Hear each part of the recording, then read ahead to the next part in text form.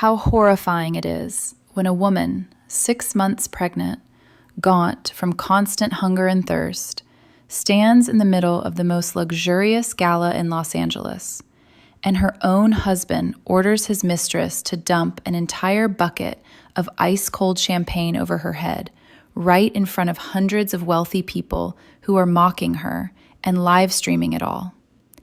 Can you imagine it? She's completely soaked, trembling, hands clutching her belly to protect the child about to be born, while her husband boldly declares that she's just a burden and the baby is an accident he wants to get rid of. Not a single person in that glittering room speaks up to defend her. They all just laugh, just record videos, just watch her collapse. But what no one expected is that the most powerful man in the city is watching that live stream. And the very moment he sees the woman he loves being humiliated, his heart shatters, rage erupts, and he vows to burn down all of Los Angeles to save her. Can a love buried for 5 years have enough power to change everything? Can a poor, suffering girl step out of hell and into paradise in the arms of the most passionately devoted mafia boss on screen? Stay with me, because the story I'm about to tell will make you furious, bring tears to your eyes, and in the end, make you believe absolutely in the power of true love. Before we dive into this chilling and mysterious story, please remember to subscribe to the channel Alex Truths and like this video. Every subscription, like, and share from you is a huge spiritual gift and an incredibly profound source of motivation for the channel's growth, so we can continue bringing wonderful videos every day to everyone. There would be no greater joy than receiving your love and support through the comments you leave right below this video. Comments sharing your emotions or telling us which province or city you're living and working in while listening to this story. All right, let's continue together and immerse ourselves in this amazing, captivating story that's filled with deep emotions.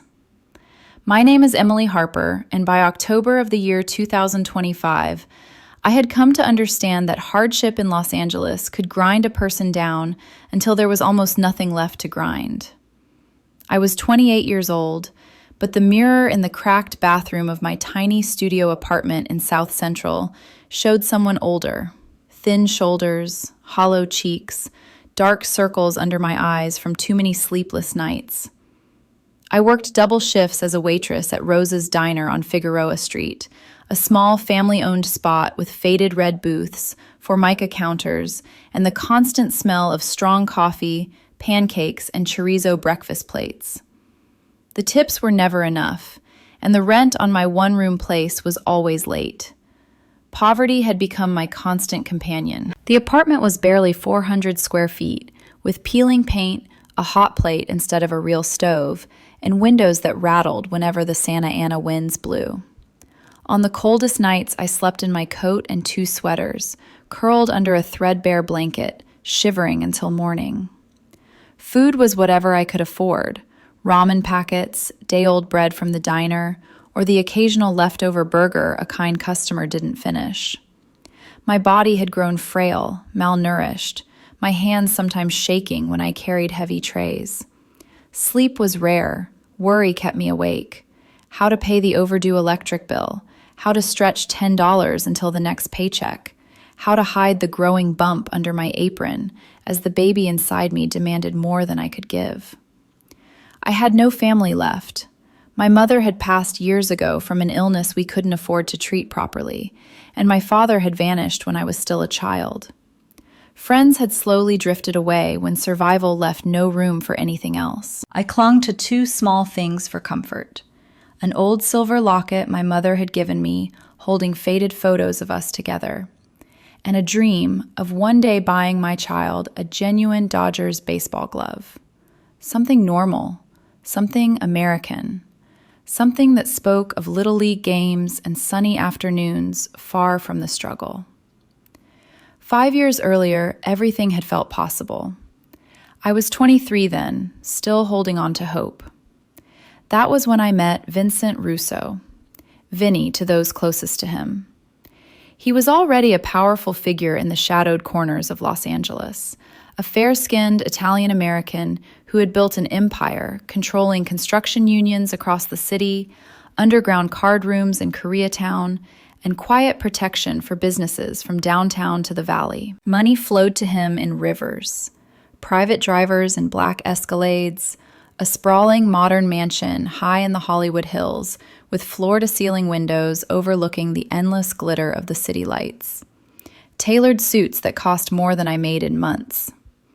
He started coming into Rosa's late at night, after whatever tense meetings or confrontations his world demanded.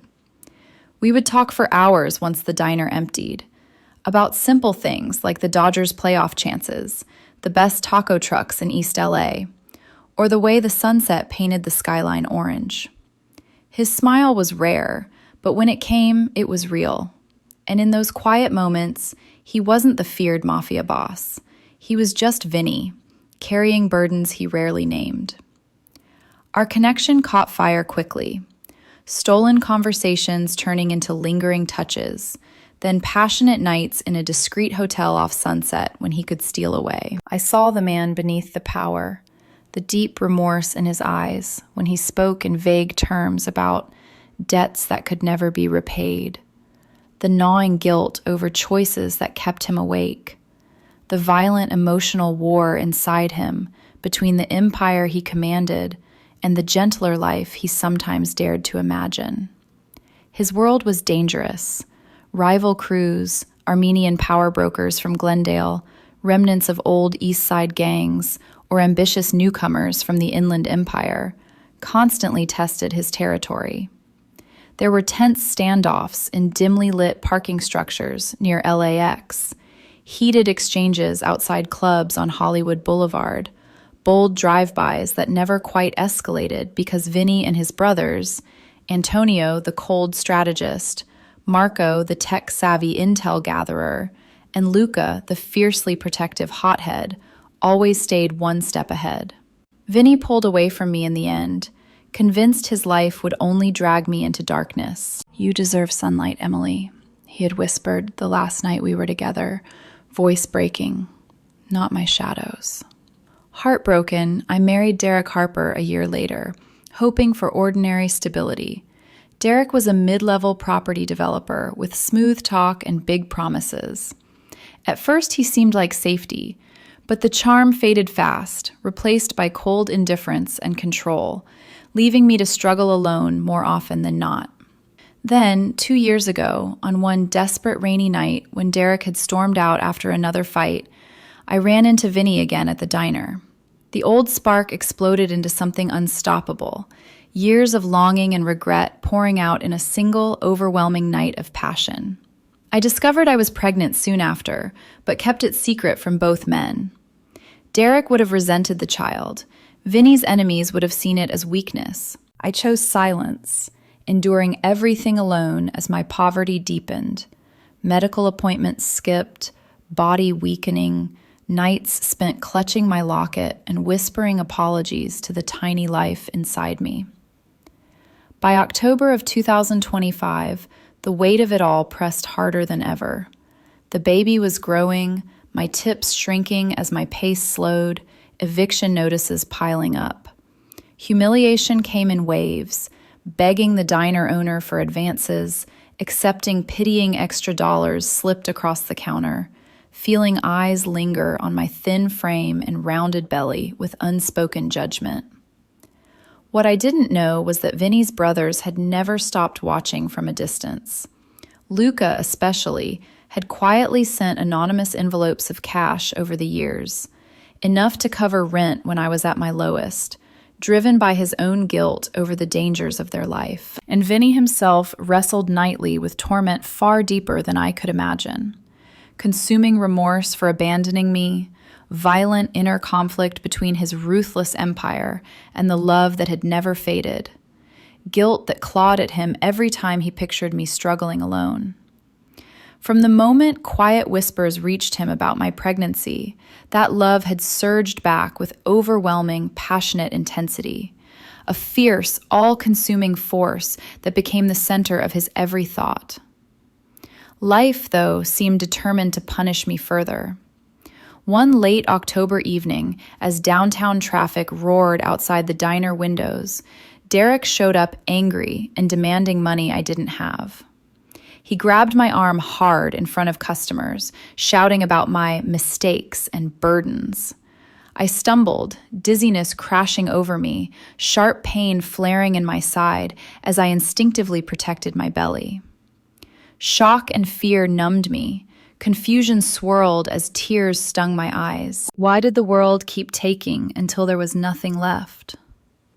Unseen by me, a regular customer, a quiet older waitress who had become something like a friend, discreetly live-streamed the confrontation on her phone, sending it directly to contacts she knew could help. High in his Hollywood Hills mansion, Vinny felt his phone vibrate that night. When he opened the stream and saw me, thin, trembling, alone, something inside him shattered completely. Guilt flooded him like a tidal wave, remorse so violent it stole his breath, love surging with fierce, explosive passion from the very first second. He dropped the glass in his hand, called his brothers, and started moving. The spark from 5 years ago was about to become a wildfire, and everything was about to change. The charity gala was held on a crisp October evening in 2025 at the Grand Ballroom of the Beverly Wilshire Hotel in Beverly Hills. Crystal chandeliers glittered like frozen stars above 800 of Los Angeles's wealthiest and most influential guests. Movie producers in designer tuxedos, real estate tycoons dripping with diamonds, socialites whose handbags alone could have paid my rent for years. The air smelled of expensive perfume, roasted filet mignon, and champagne that flowed endlessly from silver fountains. I should never have been there. Derek had insisted I come, even though I was 6 months pregnant and exhausted beyond words. He said it was important for appearances, that his latest development deal depended on impressing the right people. So I borrowed a simple black dress from a coworker. Nothing fancy, just something clean that mostly hid my thin frame and rounded belly, and stood quietly at his side while he worked the room, laughing too loudly, shaking hands too firmly, name-dropping anyone who might help him climb higher. I felt like an imposter from the moment we walked through the gilded doors. My shoes were scuffed, my hair pulled back in a tired ponytail, my mother's silver locket the only jewelry I owned. I kept my hands folded protectively over the baby, trying to disappear into the shadows, while Derek basked in the spotlight. Hunger gnawed at me. I hadn't eaten since a stale granola bar that morning, but I smiled politely when introduced, my voice soft and timid, the way it always became around people who looked at me with faint curiosity or pity. Inside, the turmoil was growing unbearable. Every laugh from the crowd felt like a needle against my skin. Every glittering gown reminded me of the threadbare clothes folded in my tiny apartment. Every clink of crystal made me think of the eviction notice taped to my door, the overdue clinic bills stuffed in a drawer, the nights I had lain awake on a sagging mattress, cold wind whistling through broken seals, too tired to cry anymore. Derek had promised this night would change things. He said if the deal went through, we could finally move out of South Central, that I wouldn't have to work double shifts anymore, that the baby would have a real crib instead of the cardboard box I'd been saving. I had wanted so badly to believe him. Even after the shouting matches, the nights he didn't come home, the way he looked at my growing belly with resentment instead of wonder, I had clung to that promise like a lifeline. But promises, I was learning, were as fragile as my mother's old locket chain. Halfway through dinner, Derek stood at our table and tapped his champagne flute with a spoon. The room quieted, heads turned, cameras on phones lifted subtly. My stomach twisted with sudden dread. He began with a smile that didn't reach his eyes.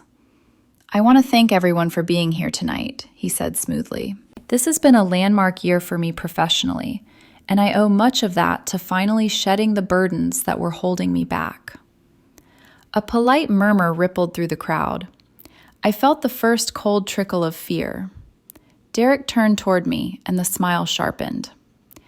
Emily has been convenient for a time, a way to appear stable while I built my career. But let's be honest, she's never been my equal.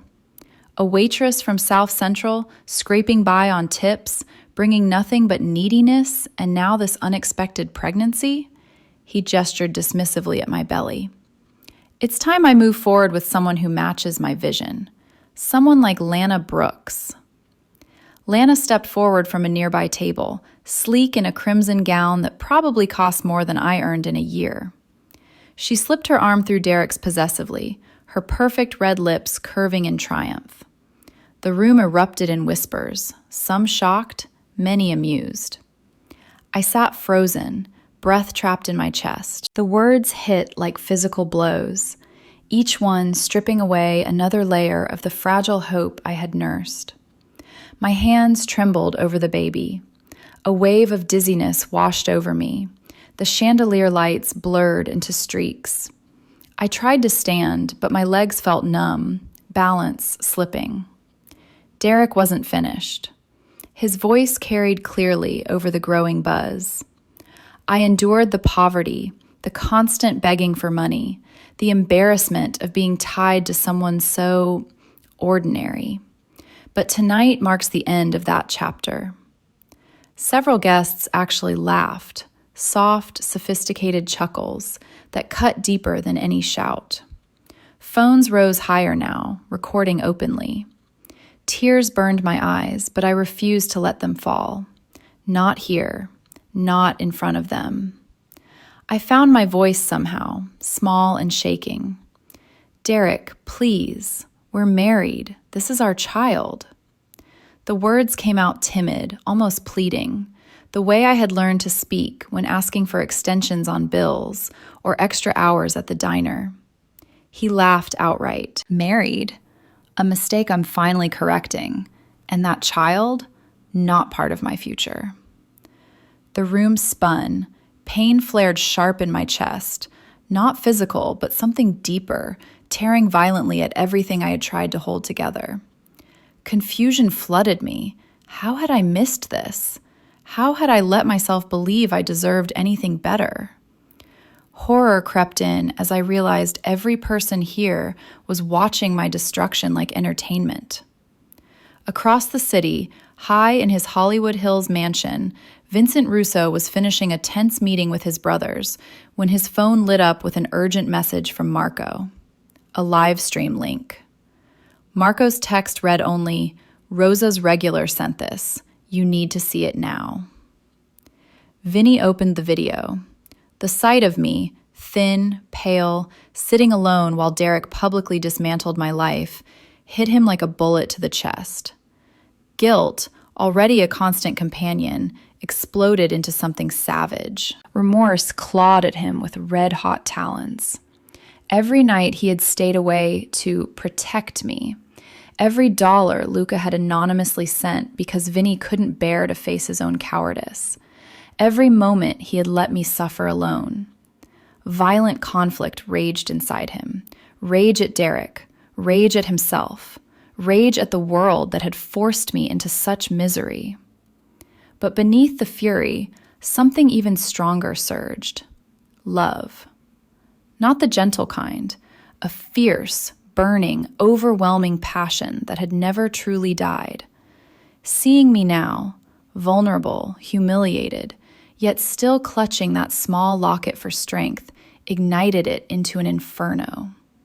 From the very first second the stream focused on my face, that love consumed him completely, leaving no room for doubt or restraint. He stood so abruptly his chair crashed backward. "Antonio, Luca, we're leaving. Now." On the street outside the Beverly Wilshire, Vinny's black Escalade screeched to a halt just as a rival crew, Armenian enforcers who had been pressing his Koreatown holdings, appeared in 2 SUVs, clearly tipped off about his movement. A bold, unexpected confrontation unfolded under the hotel's bright lights. Harsh words, posturing, hands hovering near jackets. Vinny's voice was ice as he warned them off, his brothers flanking him, tension crackling like electricity. The standoff ended without blows, Vinny's reputation and cold stare enough. But the delay cost precious minutes, fueling the violent storm inside him. Back in the ballroom, I remained seated, numb and disoriented, as Lana approached with a champagne bucket filled with ice and rosé. Derek nodded permission. The crowd hushed in anticipation. I whispered one last time, voice breaking, "Please, don't." But the world had never listened to my pleas, and somewhere in the night, 3 powerful engines roared toward Beverly Hills, carrying men who finally would. The ballroom lights seemed to dim the moment Derek gave Lana the signal. 800 pairs of eyes turned toward me like spotlights on a stage I never asked to stand on. The murmur of conversation faded into a thick, expectant silence. My heart hammered so violently I could feel it in my throat. Lana lifted the heavy silver champagne bucket with both hands. Ice clinked softly against the metal. The pale pink rosé inside shimmered under the chandeliers. She stepped forward slowly, deliberately, savoring the moment. Her crimson gown caught the light like spilled wine. I tried to stand again. My legs shook. The room tilted. One hand clutched the edge of the table. The other cradled my belly, where the baby had gone strangely still, as if sensing the danger. "Please," I whispered. My voice was barely audible, soft and trembling, the same tone I used when asking the landlord for one more week, when thanking a customer for a single dollar tip. "Derek, Lana, don't do this." Derek's laugh cut through the quiet like a blade. Look at her, still begging, still thinking anyone here cares. A ripple of laughter spread across nearby tables. Small, polite chuckles at first, then louder, more confident. Phones rose higher. Red recording lights blinked like cruel little eyes. Lana tilted the bucket. The first cascade of ice-cold liquid hit my head with shocking force. It soaked through my hair instantly, streamed down my face, stung my eyes. The thin black dress clung to my skin, outlining every rib, every fragile curve of my malnourished frame. Cold water dripped from my chin onto my lap. The baby kicked once, hard, as if in protest. I gasped. The cold shocked my lungs. My vision blurred, part tears, part dizziness. My knees buckled. I caught myself on the chair back, but the world kept spinning. Numbness spread from my scalp, down my neck, my arms, my chest. Pain bloomed in my lower back from standing too long on swollen feet. Lana didn't stop. She poured the rest slowly, letting the ice cubes slide down my shoulders, my arms, pooling in my lap. The bucket clanged against the floor when she finished. She stepped back, wiping her hands with a napkin as if I were something dirty she had touched. The laughter grew. Someone clapped. Another person whistled. A woman near the front table whispered loudly enough for me to hear, "She actually thought he'd stay with her. How tragic." I stood there, drenched, shivering, arms wrapped around my middle. Water dripped steadily from my hair onto the marble floor. My mother's locket stuck coldly to my skin beneath the soaked fabric. I could feel the baby moving again, small, frantic flutters that tore at my heart. In that moment of stillness, while the crowd watched and recorded, the unfairness of it all crashed over me like another wave of champagne. I had walked miles in the rain to get to work. I had gone without dinner so the baby could have prenatal vitamins. I had smiled through exhaustion, through hunger, through fear, because I believed, foolishly, that if I just kept trying, life would eventually be kind. And here I was, publicly stripped of dignity in a room full of people who would never know what it felt like to choose between rent and groceries. I looked at Derek. Why? The word came out broken, almost inaudible. "I gave you everything I had." He shrugged. You gave me nothing I wanted to keep. More laughter. My ears rang. My balance failed completely. I sank back into the chair, legs giving way. My hands shook so badly I could barely hold the locket. Shock settled over me like a heavy blanket, numbing, disorienting. I couldn't cry. The tears wouldn't come. There was only cold and shame and a deep, aching confusion. How had I ended up here? Across Los Angeles, Vincent Russo's black Escalade barreled down Wilshire Boulevard, running red lights, weaving through late evening traffic. Inside, the air crackled with tension. Vinny sat rigid in the back seat, phone still gripped in his hand, the live stream frozen on my face, wet hair plastered to my cheeks, eyes wide with shock. The sight of me trembling, drenched, alone, had ripped something fundamental loose inside him. Guilt clawed at his chest with razor-sharp talons. Remorse burned hotter than any anger he had ever felt. He had walked away to protect me. He had stayed away because he thought his world would destroy me. And yet here I was, destroyed anyway. Not by his enemies, but by the ordinary cruelty of a man I had trusted. The violent conflict inside him roared louder than the engine. Rage at Derek, rage at himself, rage at fate for letting me suffer so long while he lived in luxury. But beneath the storm of guilt and fury, love surged, fierce, consuming, passionate beyond anything he had ever known. From the instant he saw me on that screen, drenched and defiant in my fragility, the love he had buried for years erupted like wildfire.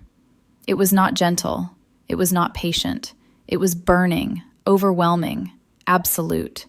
He wanted to tear the city apart to reach me. He wanted to wrap me in his coat, dry my tears, tell me I would never be cold or hungry or alone again. The intensity of it frightened him, how violently his heart wanted to claim me, protect me, cherish me. Antonio glanced at him in the rearview mirror. We're 8 minutes out, traffic's thick near the hotel. Vinny's voice came out low, dangerous. Then make it 5.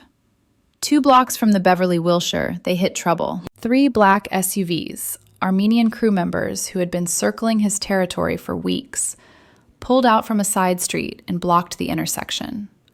Bold, unexpected. They had clearly been watching his movements. Antonio slowed. Luca cursed under his breath.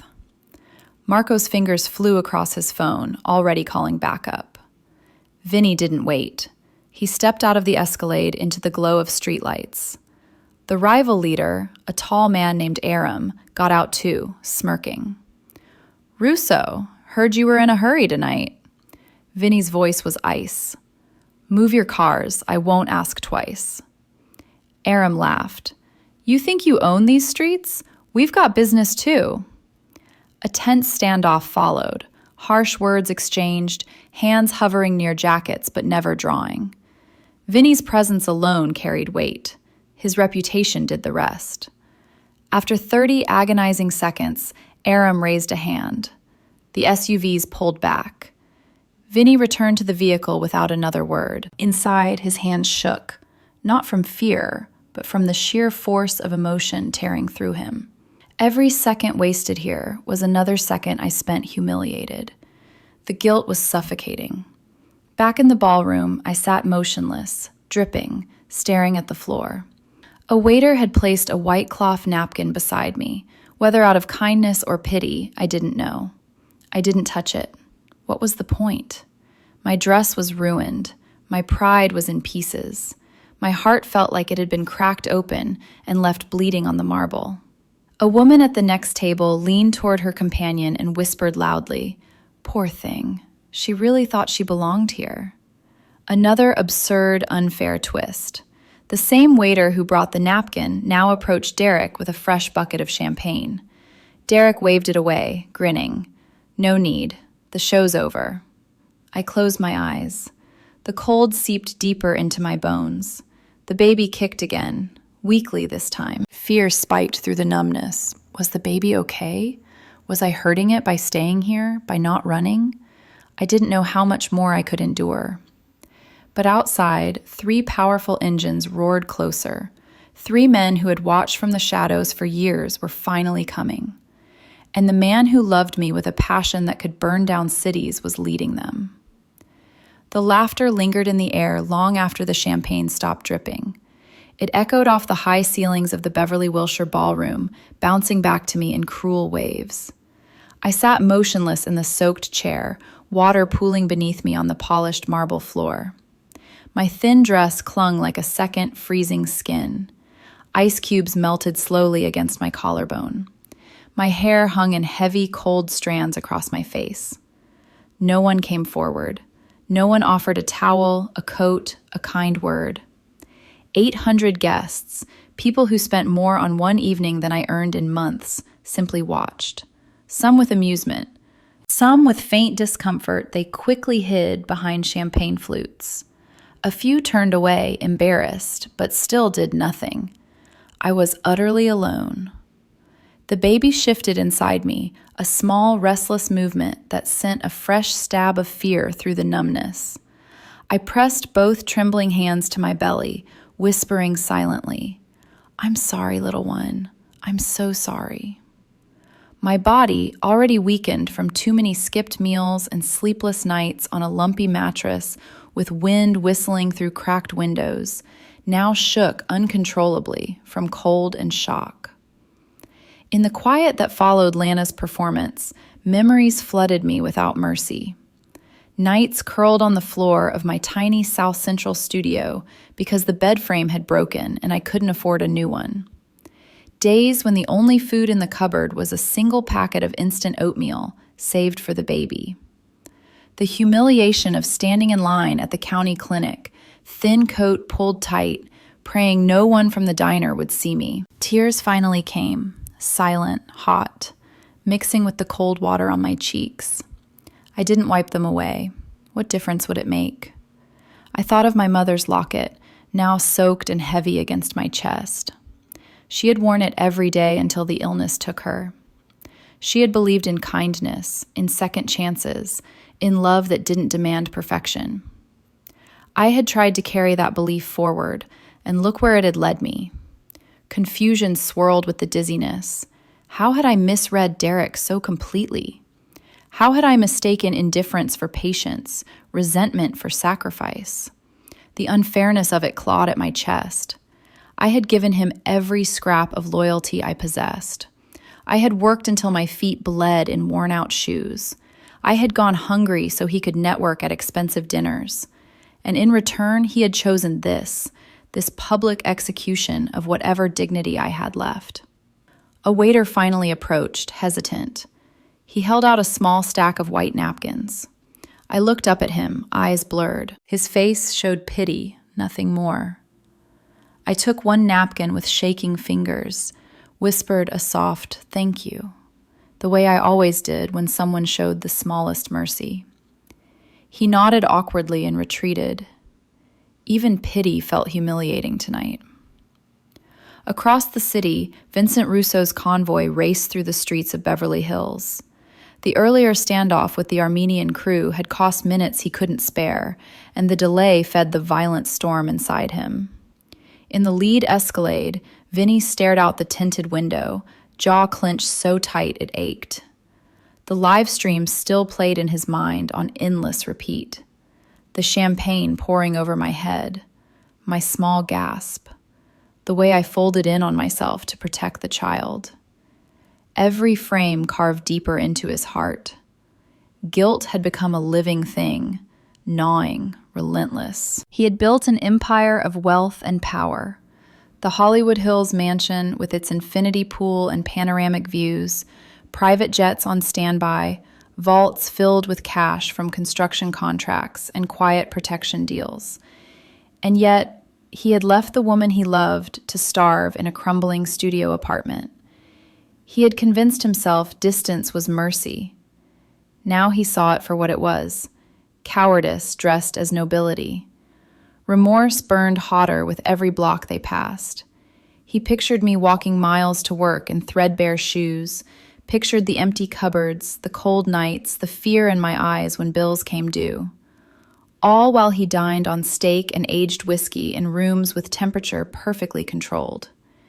The inner conflict raged fiercer than any street confrontation he had ever faced. Part of him wanted to storm the ballroom and confront Derek with a fury that would leave no doubt. Another part, the part that loved me with terrifying intensity, wanted only to reach me, wrap me in warmth, promise the world would never touch me like this again. That love had become the center of everything. From the moment the stream began, it had surged through him like a tide he could no longer fight. Passionate, burning, absolute. He no longer cared about risks or consequences, only about getting to me before one more second of pain could carve itself into my heart.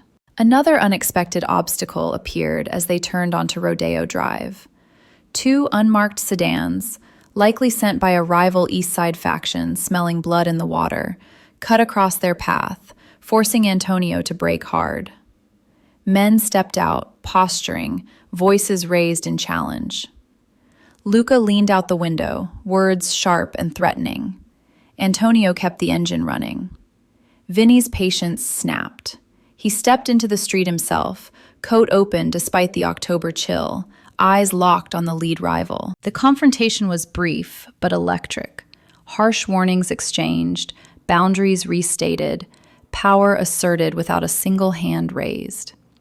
The sedans moved aside. Vinny returned to the vehicle breathing hard, not from exertion, but from the effort of containing the storm inside him. Back in the ballroom, I remained in my chair, isolated in a sea of wealth.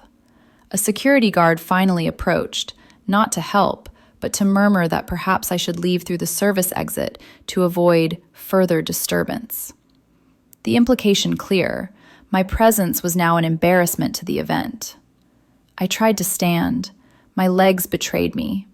Dizziness crashed over me again, the chandeliers spun. I gripped the table edge, breath shallow. Pain radiated from my lower back down my legs. Standing too long on concrete diner floors for months had taken its toll. No one moved to steady me. In that moment of utter abandonment, realization settled deep and cold. I had been alone for a very long time. Dereker had never truly been with me. The crowd had never seen me as anything but a curiosity. Even the small kindnesses I had clung to were illusions. I was poor in ways that went beyond money. Poor in protection. Poor in worth, or so the world kept telling me. I closed my eyes and clutched the locket tighter. Somewhere inside, a tiny voice whispered that maybe, just maybe, I deserved more. But it was drowned by exhaustion and shame. Outside, tires screeched as 3 black Escalades pulled up to the hotel's grand entrance. Valets scattered, doors opened simultaneously, and 3 men stepped out who had never stopped watching from the shadows.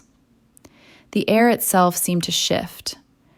I didn't know it yet, but my isolation was about to end, violently, completely, forever. The ballroom doors flew open with a force that made the heavy wood slam against the walls. The sound cracked through the room like thunder, cutting off the last remnants of laughter mid-breath. Every head turned.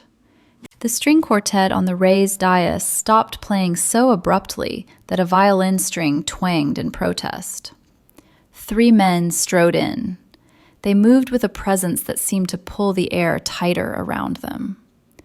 The chandeliers still sparkled, the champagne still bubbled, but suddenly everything felt heavier, as though the room itself recognized power when it entered. I knew those silhouettes before I saw their faces. Even after years of silence, even soaked and shaking and half numb with cold, I knew them. Antonio Russo entered first, tall, broad-shouldered, dressed in a perfectly tailored black suit that cost more than my entire wardrobe. His face was carved from stone, eyes scanning the crowd with cold precision until they landed on me. Something in his expression fractured for the briefest moment, fury giving way to raw pain. Marco followed, phone already in hand, fingers moving swiftly across the screen. His calm was the most frightening kind, the quiet of a man who could dismantle lives with a few taps. Luca came last, jacket open, eyes blazing. He had always been the hothead, the one who felt everything too deeply. The sight of me, drenched, thin, trembling, made his hands clench at his sides. The crowd parted without being asked. Guests stepped back instinctively, recognizing danger even if they didn't know the name. In Los Angeles, everyone knew better than to stand in the way of the Russo brothers. I couldn't breathe. Confusion crashed over me first, then fear, then a dizzying surge of something I couldn't name. My legs gave out completely. I would have fallen if the chair hadn't been behind me. Pain flared in my back again, sharp and bright. The room tilted. Across the ballroom, Derek finally noticed the disturbance. He turned from kissing Lana's neck, smirk still in place. The smirk faltered when he saw who had arrived. Lana went pale beneath her perfect makeup. Outside, moments earlier, the 3 Escalades had screeched to a halt at the hotel's grand entrance. Valets scattered. Vinny had intended to lead the charge himself, but a final, bold confrontation blocked the valet lane. 4 men from a rival Inland Empire crew, new players trying to make a name, stepped out of a lowered black Charger, posturing, voices loud with challenge. Antonio handled it in seconds. A few clipped words, a stare that promised consequences, and the men backed down, retreating without a fight. But the delay had cost precious time. Vinny had stayed in the vehicle, phone gripped, white-knuckled, watching the live stream. He couldn't bear to wait another second. "Go," he had ordered his brothers, voice rough with emotion. "Get her out now. I'm right behind you." So Antonio, Marco, and Luca had entered alone. Now Antonio reached me first. He didn't speak. He simply removed his suit jacket, warm from his body, lined with silk, smelling faintly of expensive cologne and the October night air, and draped it gently around my shaking shoulders. The weight of it, the warmth, nearly undid me. I looked up at him. Tears blurred my vision. "Antonio." My voice came out small, timid, the way it did when I was overwhelmed. "I'm sorry. You were right. All of you were right." His jaw tightened. The pain in his eyes deepened. He knelt slightly to meet my gaze, one large hand careful on my elbow. "Shh, we'll talk later, Emily. Right now, we're getting you out of here."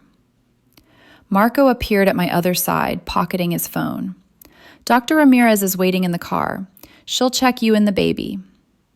Luca stood guard, eyes scanning the crowd, daring anyone to move. I tried to stand. Dizziness surged again. The floor seemed to sway. Antonio steadied me without effort, his arms strong and warm around my waist. The contrast hit me like a physical blow.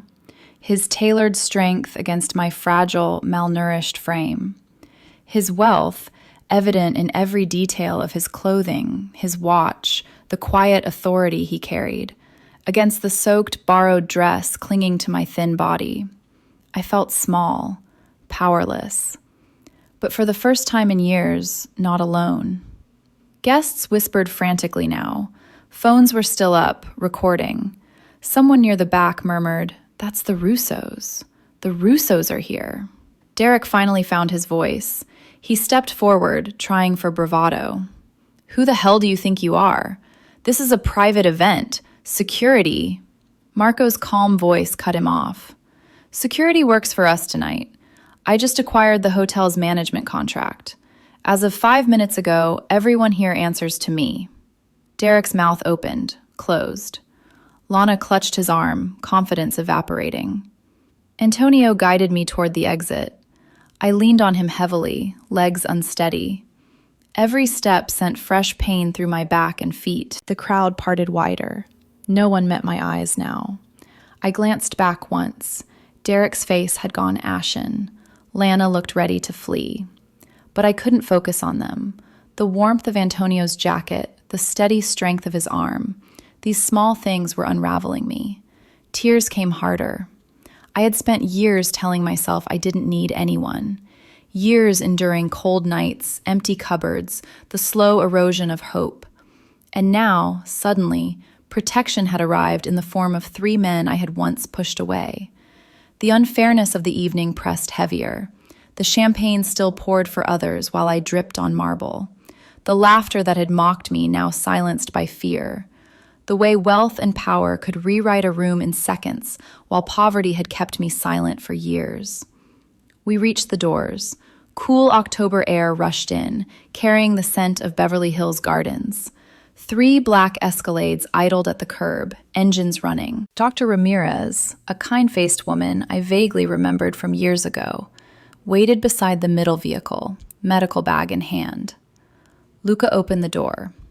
"In you go, Emily. You're safe now." I paused on the threshold, dizziness returning.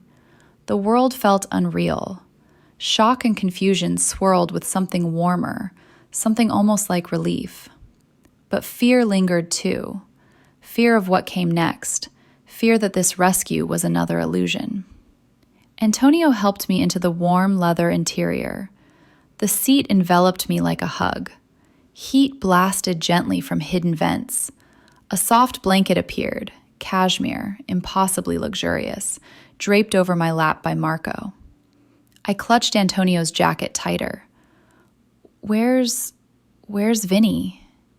The brothers exchanged a glance. "He's coming," Antonio said quietly. "He'll be here soon." Outside, another confrontation brewed. A final rival vehicle, a sleek Mercedes, tried to block the exit lane, driver leaning on the horn. Luca stepped forward, words sharp. The Mercedes reversed quickly. Inside the Escalade, I sat wrapped in warmth I hadn't felt in years, tears streaming silently.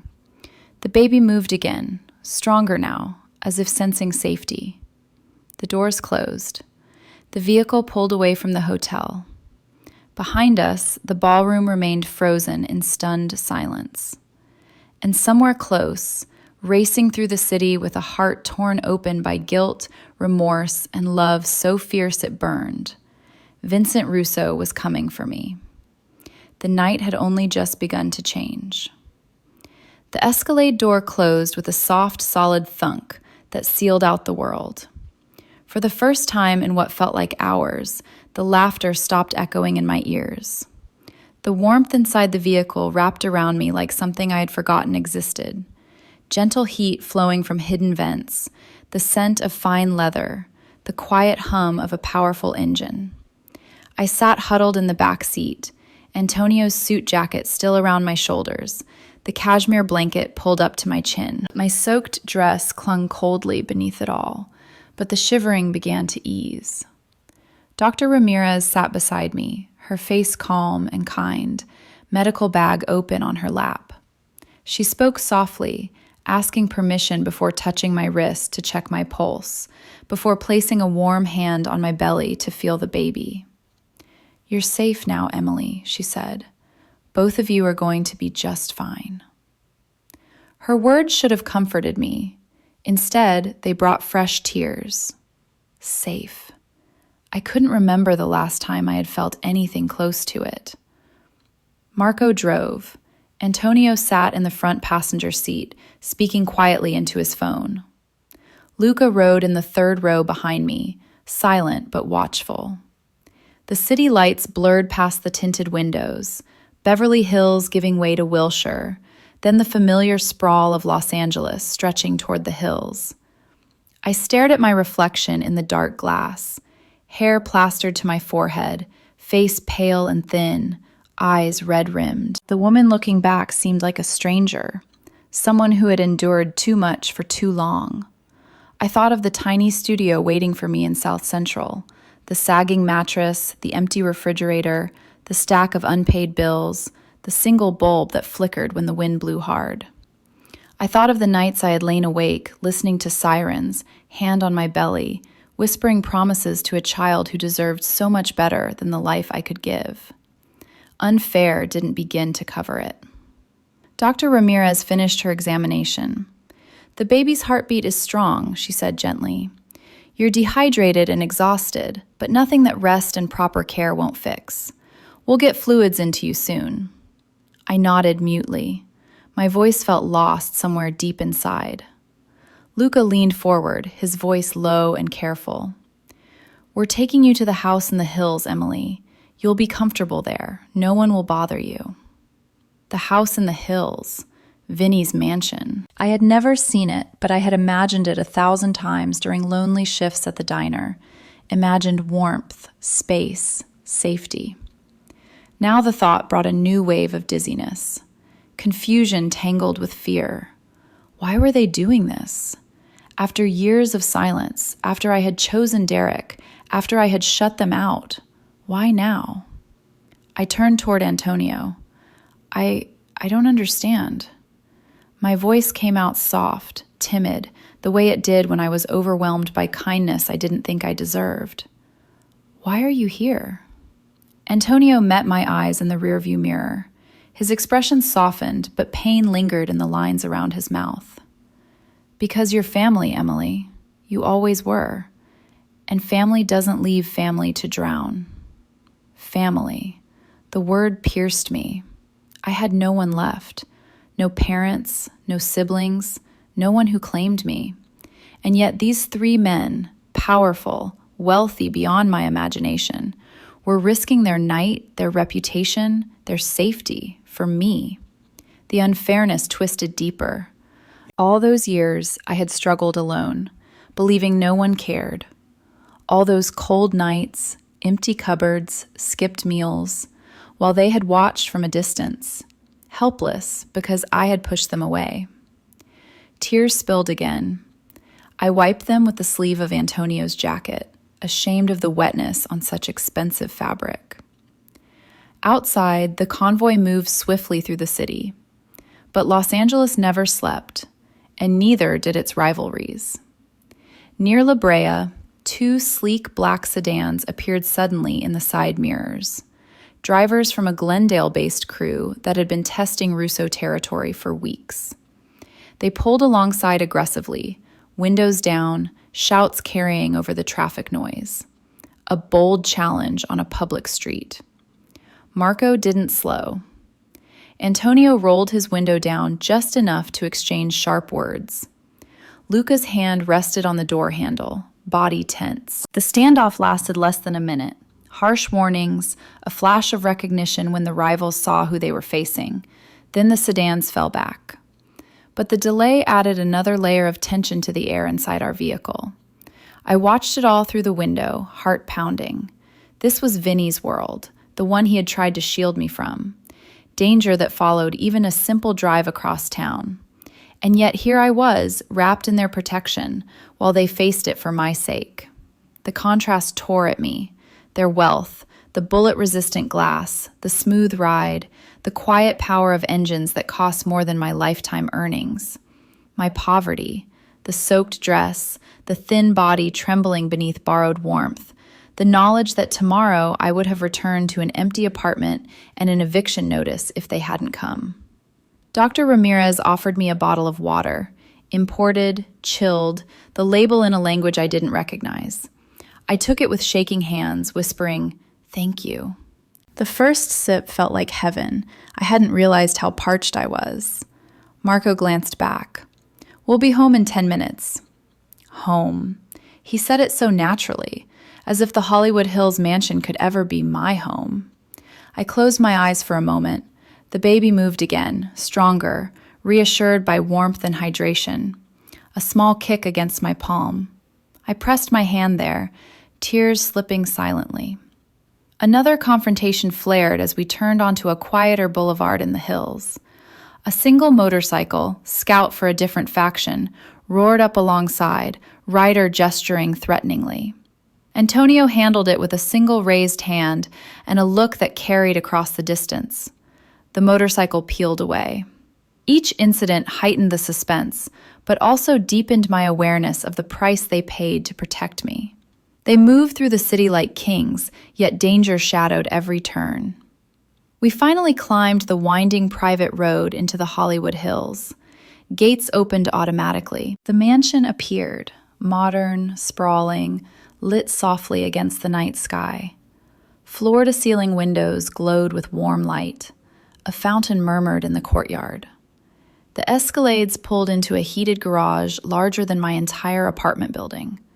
Doors opened. Cool October air rushed in, but it no longer bit as cruelly. Luca helped me out, his hand gentle under my elbow. My legs still felt unsteady. Pain lingered in my back and feet. Inside, the house was everything I had imagined and more. Marble floors warmed from beneath, high ceilings, art on the walls that probably cost fortunes. The air smelled faintly of cedar and citrus. Soft lighting chased away every shadow. Staff appeared silently, a housekeeper offering warm towels, a chef asking about dietary needs. I stood dripping on priceless tile, feeling smaller than ever. Antonio guided me to a guest suite on the first floor, spacious, with a king bed dressed in linens softer than anything I had ever touched, an ensuite bathroom larger than my studio. A fire already burned in the fireplace. Dr. Ramirez followed. "You'll rest here tonight. Warm bath, fluids, food, sleep. Tomorrow we'll talk about everything else." I nodded, numb. Luca brought dry clothes, soft yoga pants, and a sweater in my size, tag still attached. Someone had prepared for this. Marco lingered in the doorway. "Vinny's on his way. He'll be here soon." Vinny. The name sent a jolt through me. Fear. Curiosity. Something deeper I couldn't name. I sat on the edge of the bed, wrapped in warmth I didn't deserve, surrounded by luxury that highlighted every year of my struggle. Tears came again, quiet, unstoppable. The brothers left me with the doctor, closing the door softly. Alone in the silence, the emotional storm finally broke. Confusion, gratitude, shame, fear, all crashing together. I had been rescued from public humiliation, only to be carried into a world I didn't understand. Protected by men whose power both awed and frightened me. And somewhere on the roads below, racing through the final obstacles of the night, the man who had once held my heart was coming. His own heart torn between guilt that threatened to consume him and a love so fierce it had become the only thing that mattered. The night was far from over. Back in the ballroom of the Beverly Wilshire, the silence that followed the Russo's exit felt suffocating. 800 guests stood frozen, champagne flutes halfway to lips, phones still recording but hands trembling. Derek Harper's face had drained of color. Lana Brooks clutched his arm, but her earlier triumph had vanished, replaced by wide-eyed alarm. Antonio, Marco, and Luca had left with me, but the confrontation was far from over. The brothers had only been the advance. The true storm was still coming. Derek tried to recover. He forced a laugh, turning to the nearest table of investors. "Just some overprotective friends of hers, nothing to worry about. Let's get back to the evening." But no one laughed with him this time. Marco had left a parting gift, his phone screen propped on a table, still displaying the live stream counter. The view count climbed rapidly, hundreds of thousands, then millions. The humiliation that had been meant for me alone was now spreading across the internet like wildfire. Antonio's voice carried from the doors before they closed. "Stay where you are, Derek. We're not finished." Derek's bravado cracked. "Security!" he called again, voice pitching higher. But the uniformed guards near the entrances didn't move. They knew whose payroll had quietly shifted tonight. On the wide screen that had earlier shown sponsor logos, a new feed appeared, controlled remotely by Marco. Grainy security footage from the hotel lobby, then financial documents, emails, bank statements. The crowd gasped as the evidence unfolded. Marco's calm voice echoed through the ballroom speakers. "For those wondering why we're here, Derek Harper has been embezzling from his development projects for years. Inflated costs, kickbacks, hidden offshore accounts. And tonight, we learned something worse. He planned to pressure Emily into losing the child for a life insurance payout he intended to claim. The gasps turned to murmurs of horror. Phones swung toward the screen. Derek stammered, That's not true. Lies. I have lawyers." "You'll need them," Luca's voice cut in, gravelly and cold. He had returned to the doorway, blocking any escape. "But first, you'll listen." The screen shifted again. Messages between Derek and Lana discussing how to handle the burden, how to hide assets before a divorce, how to make Emily's life so unbearable she would agree to anything. Lana released Derek's arm as if it burned. "I didn't," she started, but her voice failed. The ballroom doors remained open. Outside, the night air carried the distant sound of another powerful engine approaching fast. Vincent Russo had arrived. He entered alone, coat open despite the October chill, fair-skinned face set in lines of controlled fury. The crowd parted wider for him than they had for his brothers. His presence filled the room like a gathering storm, wealth evident in every detail, the custom watch glinting at his wrist, the effortless authority in his stride, the knowledge that half the city's construction unions answered to him. But inside Vinny, the storm was already raging.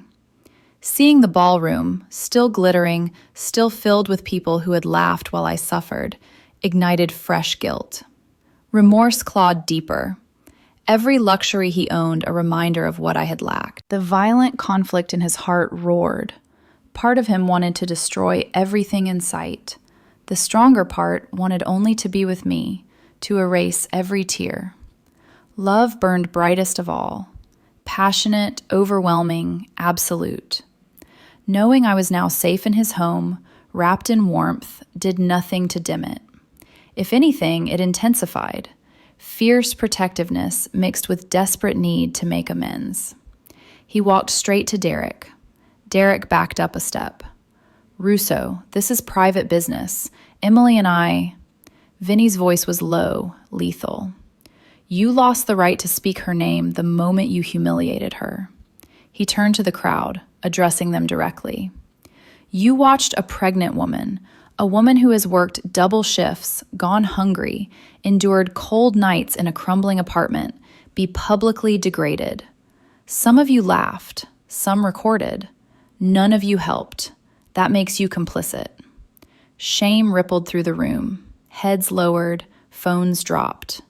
Vinny continued, "But you'll have a chance to make it right. Tomorrow, every major outlet will carry Emily's story, the truth. You'll tell it accurately, or you'll learn what happens when the Russo family marks you as an enemy." A final confrontation flared outside as Vinny had arrived. 2 vehicles from the Glendale crew, emboldened by rumors of chaos, had tried to block the hotel exit. Vinny stepped into the valet circle himself. Words were exchanged, sharp and final. The vehicles retreated without escalation, but the tension lingered in his shoulders. Now inside, he turned back to Derek. "Your investors are receiving the evidence as we speak. Your accounts are frozen. Your partners are pulling out. The authorities have been notified of the embezzlement, the fraud, the insurance scheme." Derek's legs buckled. He grabbed a table for support, knocking over glasses. "You can't. I have connections." "You had connections," Marco corrected calmly from the doorway. Past tense. Lana tried to slip toward a side exit. Luca moved to block her. "Lana Brooks, corporate attorney. Your firm has already been sent proof of your involvement in hiding Derek's assets. The state bar will hear from us by morning." She froze, face ashen. Vinny stepped closer to Derek, voice dropping so only he could hear. "You thought she was alone. You thought no one would come for her. But Emily was never alone. She has people who would burn this city down before letting her suffer one more night, cold or hungry." Derek's eyes filled with panic. "I'll apologize. I'll give her whatever she wants in the divorce." Vinny's smile held no warmth. "There won't be a divorce, because you were never truly married to her. We've uncovered records of your prior commitments, financial and otherwise, that invalidate everything. And the federal authorities are very interested." Derek sank into a chair, defeated. Vinny addressed the room one last time. This hotel is under new management tonight. The event is over. Leave quietly. Guests began filing out, subdued, ashamed. Vinny turned to his brothers. Clean it up. Then he left the ballroom without looking back, heading for the hills, for the woman waiting in his home, for the reckoning that mattered most. Back at the mansion, I sat in the guest suite, warm and dry at last. Dr. Ramirez had finished, promising rest and nutrition would heal what the night had broken. The brothers checked on me briefly, then gave me space. I sat on the edge of the enormous bed, fingers tracing the soft blanket, staring at the fire. The luxury surrounded me, silent staff bringing soup and warm bread, a bath drawn with scents I couldn't name, clothes that fit perfectly. Every comfort highlighted the years of absence, the thin blankets, the cold showers, the hunger pangs I had hidden from the world. Tears came again, not from cold this time, but from the violent tearing inside, gratitude warring with unworthiness, fear warring with longing, confusion warring with the first faint stirrings of hope. I heard a car door outside, footsteps in the hall. The door opened quietly. Vinny stood there. Our eyes met, and in that single moment, every year of separation, every night of suffering, every wall I had built began to crumble. His love, passionate, burning, overwhelming, reached across the room like heat from the fire. My heart, torn and weary, answered before I could stop it. The confrontation was over. The real reckoning between past and future, guilt and forgiveness, poverty and protection was only beginning. The ballroom emptied quickly after Vinny's final words. Guests streamed out in near silence, coats over arms, faces averted. No one dared linger for small talk or goodbyes. The glittering charity gala had turned into something none of them would ever forget. Derek Harper remained seated at the head table, head in his hands, surrounded by overturned glasses and scattered napkins. Lana Brooks stood several feet away, arms wrapped around herself, staring at the exit as if willing it to open for her alone. Marco's voice came over the speakers one last time, calm and precise. Federal agents are in the lobby. They have warrants for Derek Harper and Lana Brooks, fraud, conspiracy, and related charges. Derek's head snapped up. "You can't do this," he said, voice cracking. "I have rights. I'll fight this. Antonio stepped forward from the shadows near the door. "You had responsibilities," he said quietly. "You had a wife who loved you. You had a woman who worked herself to exhaustion, who went hungry so your child could have a chance, who believed in you when no one else did. And you repaid her by planning to profit from her pain." Derek tried to stand, but his legs failed him. He sank back down. "I didn't mean...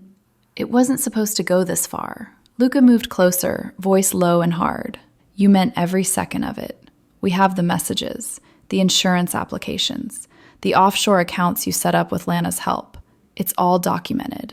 Lana finally spoke, voice trembling. "I only advised him on legal options. I didn't know..." Marco interrupted from the doorway. "You used your firm's servers. You thought encrypted messages were safe. We own the encryption company. We have everything." The main doors opened again. 4 federal agents in dark suits entered, followed by uniformed officers. The lead agent approached Derek. "Derek Harper, you are under arrest for wire fraud, conspiracy to commit insurance fraud, and related charges. You have the right to remain silent." As the agents moved forward, Derek broke. "Wait, please. I'll make it right. I'll confess everything. Just don't let them take it all." Vinny, who had lingered in the shadows watching the final collapse, stepped forward one last time. He leaned close so only Derek could hear. "You made her feel worthless. You laughed while she stood soaked and Antonio's calm authority and a single phone call ended it. The driver pulled away. Vinny stood on the hotel steps a moment longer, watching the vans disappear into the city lights. Guilt still gnawed at him. Remorse for every day I had suffered while he stayed away. But satisfaction burned too.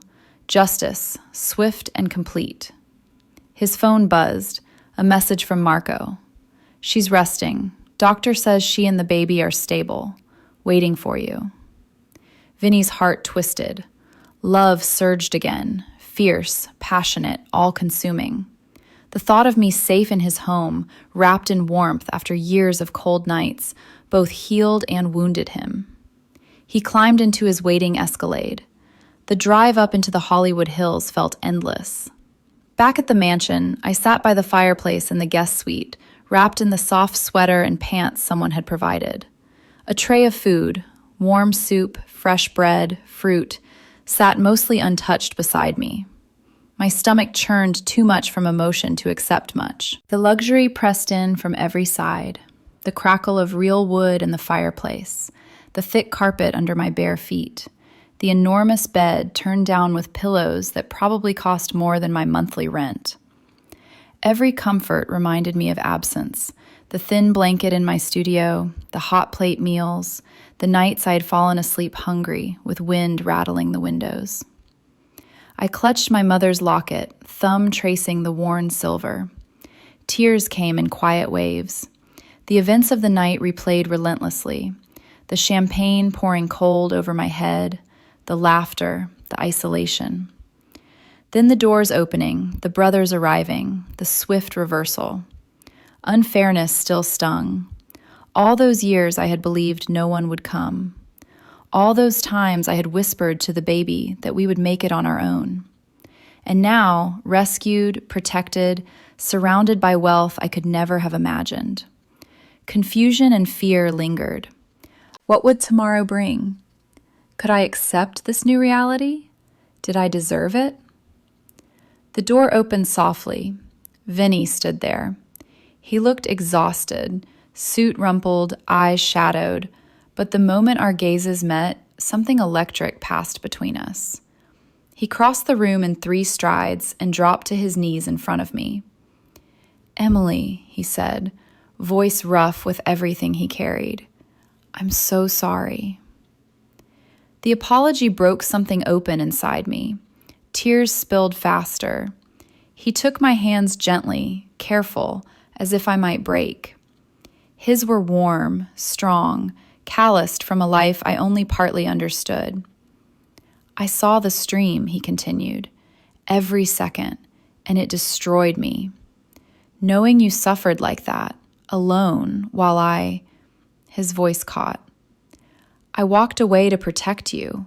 I thought distance was mercy, but all I did was leave you to wolves."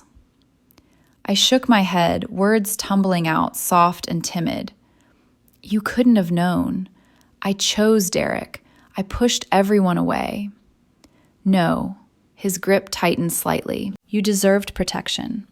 You deserved someone who would have burned the world down before letting you go hungry one more night." His eyes, dark, tormented, fierce, held mine. The love in them was unmistakable, not gentle or cautious, burning, overwhelming, passionate from the very first second it reignited. It stole my breath. Inside Vinny, the conflict raged final and fierce. Remorse for the past, terror of hurting me again. Love so powerful it overrode every fear. He reached up slowly, brushing a tear from my cheek. "I never stopped loving you, not for one day. And seeing you tonight, strong even when broken, it made me realize I can't live without you anymore. I won't." The room spun gently. Dizziness returned, not from cold or hunger this time, but from the intensity of his words, his touch, his presence. I had been poor in every way, and now a man who commanded cities knelt before me, offering everything. Shock and confusion warred with a sudden, desperate longing. The poverty of my life had taught me to expect nothing. This felt like too much. Yet my heart answered anyway. "I'm scared," I whispered. "I know," he said, But you're safe now. You and the baby. I swear it on everything I am." He rose slowly, sitting beside me on the wide chair, arm sliding carefully around my shoulders. I leaned into him without thinking, drawn to the warmth, the strength. We sat in silence by the fire, my tears soaking his shirt, his hand stroking my hair. Outside, Los Angeles glittered below, vast, indifferent, full of cruelty and beauty. Inside, two hearts, torn by years of pain, began, cautiously, fiercely, to heal. Derek's world had ended in handcuffs. Mine was only just beginning. The fire in the guest suite fireplace had burned low, casting long, dancing shadows across the room. I sat curled in the wide armchair, Vinny's arms still around me, my head resting against his chest. His heartbeat, strong, steady, felt like the only real thing in a night that had turned my world upside down. We had not spoken much after his apology. Words seemed too small for the weight between us. Instead, we simply breathed together, letting the silence hold what language could not. His hand stroked my hair gently, over and over, as if reassuring himself I was truly there. I was warm for the first time in years, truly warm, down to my bones. The cashmere sweater, the heated floors, the thick blanket across my lap, all of it a stark, almost painful contrast to the thin coats and single blankets of my studio apartment, to the nights I had woken shivering, teeth chattering, hand protectively over my belly. The unfairness of the past pressed close.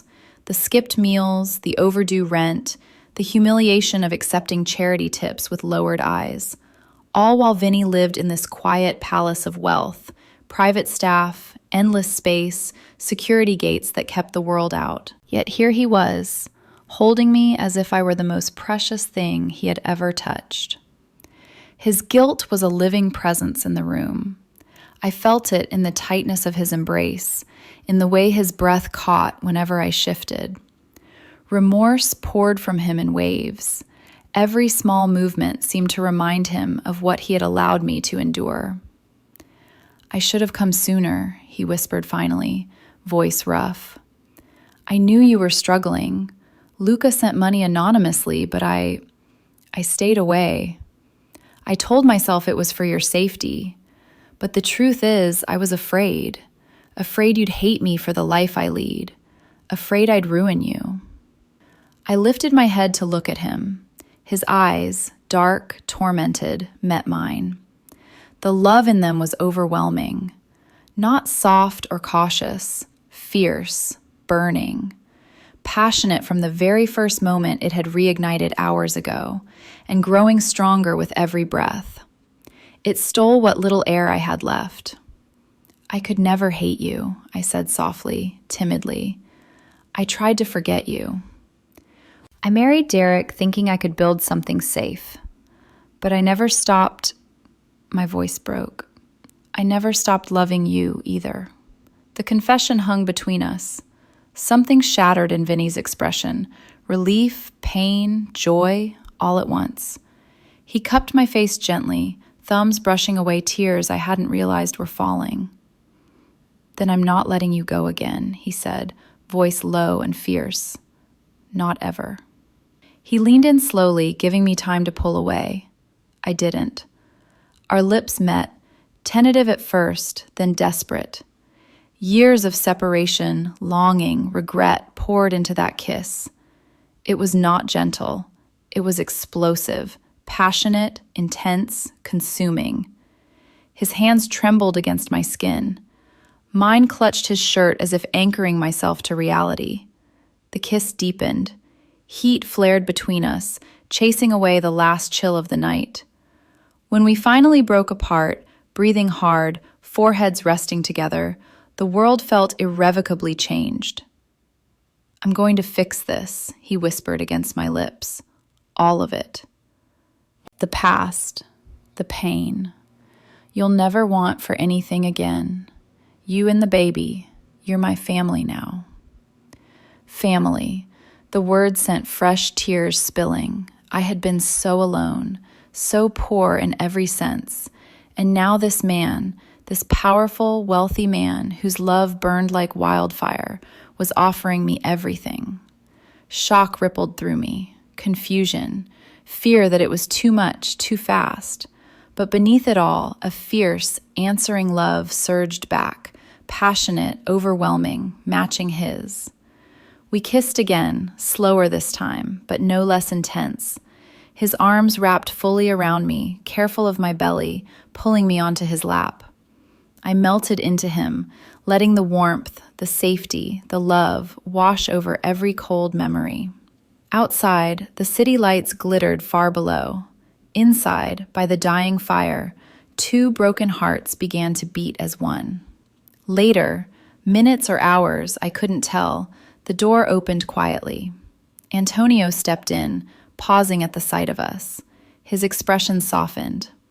"Everything's handled," he said. "Derek and Lana are in federal custody. The video's viral, but Marco's controlling the narrative. Emily's portrayed as the brave survivor. Public sympathy is overwhelming." Vinny nodded without looking away from me. "Good." Antonio hesitated. "There's one more thing. On the way back, we ran into another blockade. Glendale crew again, bolder this time. They wanted to send a message." Vinny's arm tightened around me protectively. "And?" "Handled. No escalation. But they're testing us hard tonight." "Let them test," Vinny said quietly. "They'll learn the same lesson Derek did." Antonio left as silently as he came. I looked up at Vinny, sudden fear creeping in. "Your world, it's dangerous. I saw it tonight.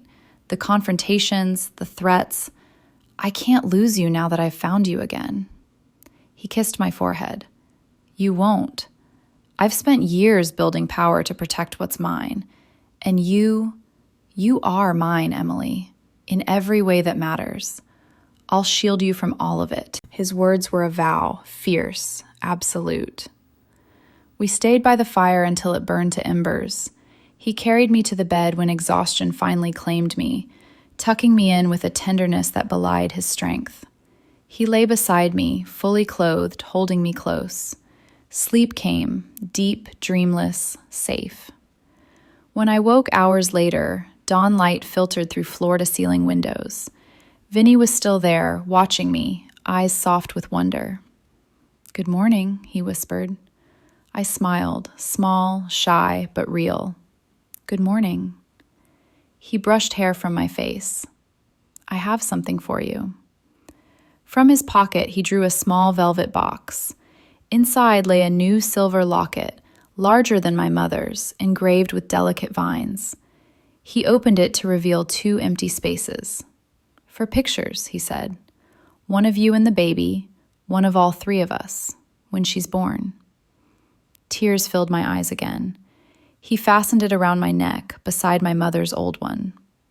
"Now you have room for the future, too," he said. I touched the new locket, then his face. "I don't know how to do this," I admitted softly. "Your world, this life, I'm just me, poor, ordinary." "You are extraordinary," he said fiercely. "You survived what would have broken most people. You protected our child alone. You kept hope alive in darkness, and you loved me even when I didn't deserve it." He kissed me again, slow, deep, full of promise. The kiss grew heated. Passion flared anew, intense, explosive. His hands traced my sides with reverence, mine tangled in his hair. We moved together carefully, mindful of the baby, but no less desperately. Afterward, we lay tangled in sheets that cost more than my old rent, breathing hard, foreheads pressed together. "I love you," he said, voice raw. "More than anything I've ever built, more than power, more than safety. You are my world now." "I love you too," I whispered. I never stopped. The words felt like freedom. Outside, Los Angeles woke to a new day. Derek's downfall dominated headlines, controlled carefully by Marco to protect me, to show my strength. Inside the mansion, Vinny held me close, guilt finally easing under the weight of forgiveness. His explosive return had not just rescued me from one night of humiliation. It had rescued us both, from years of regret, from lives half-lived. And in the quiet aftermath, our love, fierce, passionate, unbreakable, began to burn brighter than any empire. The morning light poured through the tall windows of the Hollywood Hills mansion, turning the bedroom into a golden space. I lay curled against Vinny's side, his arm draped protectively over me, the new locket resting cool against my skin. For the first time in months, I had slept deeply. 8 unbroken hours, no sirens, no cold drafts, no gnawing hunger waking me at 3 a.m. My body felt heavy with rest it had forgotten how to accept. Vinny stirred beside me. His eyes opened slowly, found mine, and softened in a way that still felt impossible. He pressed a gentle kiss to my forehead. "Good morning, love," he murmured. I offered a small, shy smile. "Good morning." He studied my face with quiet intensity. "How do you feel?" "Safe," I whispered. The word felt fragile on my tongue, and overwhelmed. He nodded, understanding without needing more words. His thumb traced slow circles on my back. "We'll go slow, whatever you need." A soft knock interrupted us. Marco's voice came through the door, calm, measured, but carrying an edge that made Vinny sit up immediately. "Vinny, we need to talk, now." Vinny glanced at me. "Stay here, I'll be right back." He slipped out of bed, pulling on a black sweater and jeans that somehow made him look both powerful and approachable. Before he left, he leaned down and kissed me again, slow, deliberate, pouring reassurance into the touch. "I'm not going far," he promised. I watched him leave, heart already tightening with a familiar anxiety. The mansion was quiet except for the distant hum of the city far below. I pulled the covers higher, suddenly conscious of how small I felt in this enormous bed, in this enormous house, surrounded by wealth that still felt borrowed. Minutes stretched. I tried to focus on the baby's gentle movements, on the warmth of the room, but unease grew like a cold wind creeping under the door. When Vinny returned, his face had changed. He closed the door softly and crossed to the bed, sitting on the edge. His hands rested on his thighs, fingers flexing as if trying to contain something massive. "Emily," he began, voice low and careful. "Marco just finished digging deeper into Derek's financials and communications. There's something you need to know, something we didn't see coming." My stomach dropped. "What?" Vinny took a slow breath. Derek wasn't just a greedy developer. For the last 3 years, he was a confidential informant for the federal task force investigating organized crime in Los Angeles. His primary target, he paused, eyes locked on mine, was me. And through me, my family. The words landed like stones in still water. Ripples of shock spread through me. I stared at him. "He used me?" Vinny nodded once. "He married you because you were already connected to me. When we reconnected 2 years ago and you became pregnant, he saw an opportunity to get even closer. The gala humiliation last night wasn't random cruelty. It was calculated. He wanted to push you away from him publicly, force you to turn to me in desperation. Then he planned to use your presence in my life to gather evidence, conversations, locations, names. He even had contingencies. If you lost the baby, the insurance payout would fund his relocation into witness protection." Horror rose in my throat. My hands instinctively moved to my belly. He wanted to use our child as bait? Vinny's jaw tightened. Yes. The room tilted. Dizziness crashed over me, familiar from last night, but sharper now, laced with nausea. I pressed a hand to my mouth, breathing shallowly. Numbness spread from my chest outward. All those years I had believed Derek's coldness was simply selfishness. All those nights I had tried to please him, to make our marriage work, to prove I could be enough. I had been a pawn, a tool, a walking microphone. The humiliation was deeper than the champagne poured over my head. It reached back years, rewriting every memory in a sickening light. Vinny watched my face carefully. His own pain was visible, gnawing remorse flaring anew, violent conflict twisting his features. He had spent years keeping me at arm's length to protect me from his world. Instead, the greatest danger had come from the safe man I had chosen. "I should have seen it," he said, voice rough. "I should have checked deeper. I let my fear of hurting you blind me to the real threat." I shook my head slowly. "You couldn't have known." "I should have." The words came out fierce. "I let you walk into that marriage thinking you were safer without me. I was wrong, and you paid for my mistake." Tears burned my eyes. He made me feel worthless for years. I thought it was my fault. I thought if I just tried harder. Vinny pulled me into his arms. I went willingly, burying my face against his chest. The sobs came, quiet at first, then wrenching. He held me tightly, one hand cradling the back of my head, the other stroking my back. "I'm so sorry," he whispered again and again. "I'm so sorry, Emily." When the worst of the crying eased, he pulled back just enough to meet my eyes. "We've already acted," he said. The informant agreement was contingent on active cooperation and credible evidence. Last night's events, combined with the financial irregularities Marco uncovered, blew his credibility apart. The task force has withdrawn protection. He's facing state charges on top of the federal ones. He won't walk away from this. I nodded slowly, trying to process it. "So, it's over?" "For him, yes. For us," Vinny brushed hair from my damp cheek. "It's just beginning. But I need you to hear this clearly. You were never the problem. You were never weak. You were used by a man who saw your goodness as something to exploit.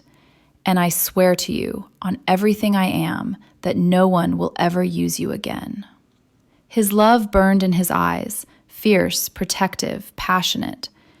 The intensity of it still stole my breath. From the moment he had knelt before me last night, that love had been absolute. Now it carried new weight, not just desire, but a vow forged in guilt and determination. I reached up, touching his face. "I believe you." The words felt like a release. We sat in silence for a long moment. Outside, the city continued its restless hum. Inside, the last walls between us began to crumble. Later that afternoon, while I rested, Vinny stepped out to handle one final loose end. A remaining contact from Derek's old network, someone who had helped funnel information, had tried to leave town quietly. The confrontation happened on a quiet street near LAX. 3 black SUVs blocking the exit ramp, tense words exchanged, boundaries restated. No violence, only power asserted calmly and irrevocably. The man turned around. When Vinny returned, he found me standing at the window overlooking the city. He came up behind me, arms sliding around my waist, chin resting on my shoulder. "It's done," he said quietly. I leaned back into him. "Thank you." He turned me gently to face him. No more secrets, no more distance. Whatever comes next, we face it together. I nodded, tears shining but not falling. Together. He kissed me then, slow, deep, full of promise. When we parted, his forehead rested against mine. "I love you, Emily Harper," he said. "More than power, more than safety, more than anything I've ever built." "I love you too," I whispered, "and I'm not afraid anymore." In that quiet moment, with the city sprawling below and the future stretching ahead, the past finally released its hold. Derek's betrayal had been the final, shocking crack in the foundation of my old life. Vinny's love became the new foundation, solid, fierce, unbreakable. And for the first time, I believed I might truly deserve to stand on it. 6 months flew by in a blur of quiet healing and fierce rediscovery.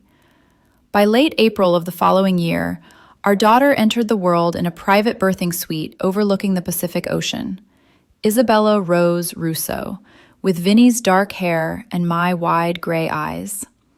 She cried once, strong and clear, and the sound shattered the last remnants of fear inside me.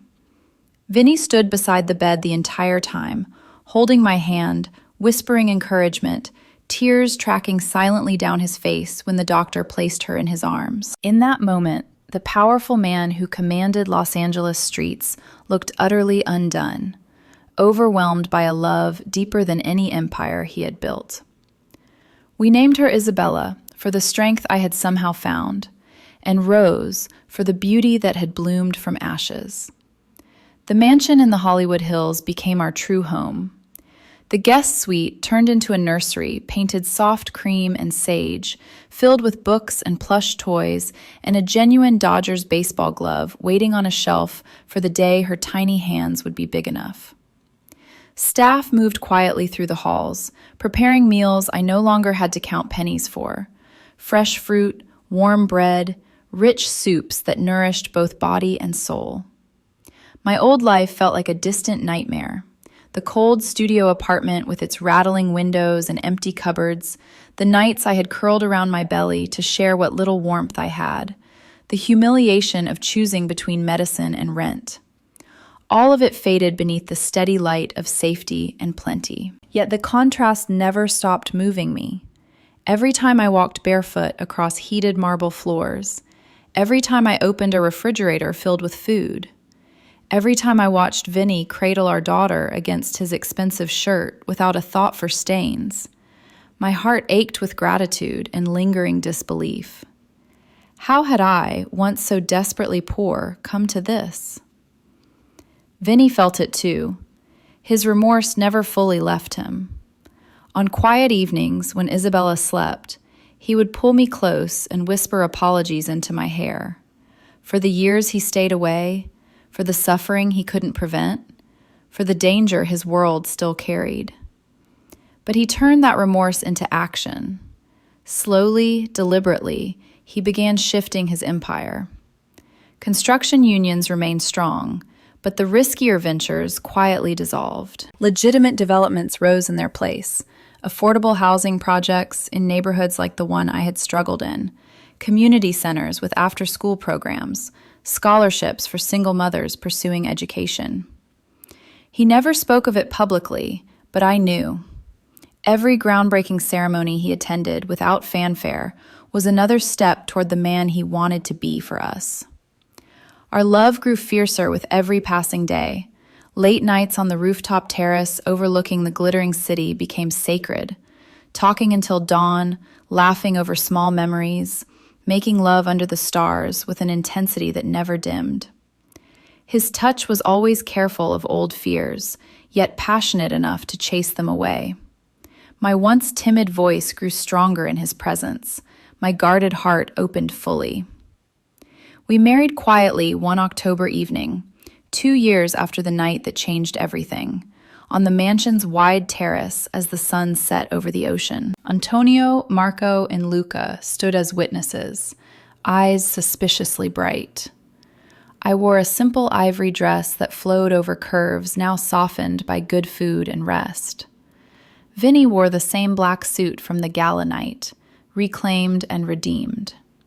We exchanged vows we had written ourselves, promises of protection without possession, love without condition, family chosen and unbreakable. Isabella, then 1 year old, toddled between us holding a basket of rose petals, giggling when they spilled. There were still confrontations, tense street meetings when old rivals tested new boundaries. But Vinny handled them with the same calm authority, steering outcomes toward peace whenever possible. His power remained, but it served a different purpose now, shielding what mattered most. Life taught us hard knowledge through pain, yet that knowledge became our strength. We learned that true wealth is measured in safety and love, not money. We learned that poverty can strip everything but the human spirit. And that spirit, when met with compassion, can rise. We learned that love crosses every divide, skin color, background, circumstance, and no external force can separate hearts truly joined. Knowledge shaped us. Education came not from books alone, but from lived experience. The lesson of endurance, the lesson of forgiveness, the lesson of choosing kindness even when the world offers cruelty. The education of second chances, the education of building something beautiful from broken pieces. These lessons guide us daily. They guide the way Vinny reads to Isabella each night. They guide the way I volunteer at the community center he funded, helping women who once stood where I did. They guide every quiet moment we share as a family. Love, we learned, is the greatest knowledge of all. It is the deepest lesson. It is the truest education. To everyone watching this story, may you carry these lessons into your own lives. May you know that no night is endless. May you find the education that hardship sometimes brings. May you hold fast to the knowledge that you are worthy of love, exactly as you are. I wish you all good health, a joyful life, and daily peace. If this story touched your heart, please subscribe to the channel Alex Truths, like this video, and share it with someone who needs to hear it. We share powerful stories like this every day to remind us all of the strength we carry inside. Tell me in the comments, how did this story make you feel? Have you ever experienced a moment when love overcame impossible odds in your own life or in someone you know? Share your thoughts. I truly want to hear the emotions from deep within your hearts. Thank you for watching. See you in the next video. Disclaimer: all stories on this channel are fictional and created solely for entertainment purposes. Any resemblance to real people, events, or places is purely coincidental.